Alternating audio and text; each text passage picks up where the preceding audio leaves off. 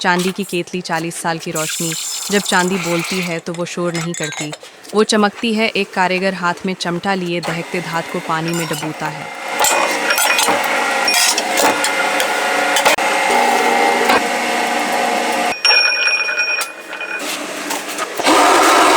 भाप उठती है जैसे वक्त सांस ले रहा हो।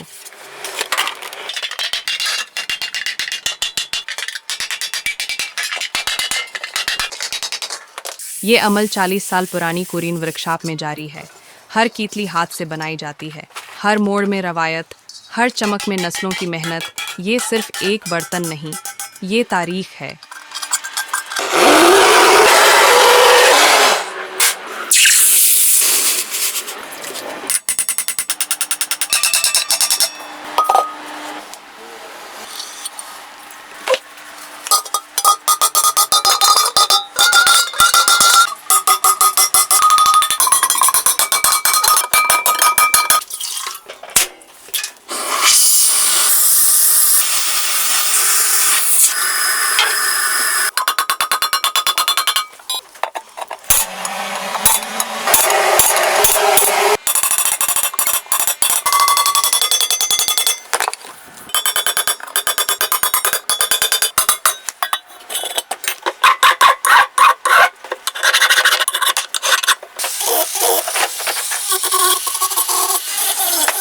जिसमें वक्त की आंच, फन की खुशबू और सब्र की चमक शामिल है।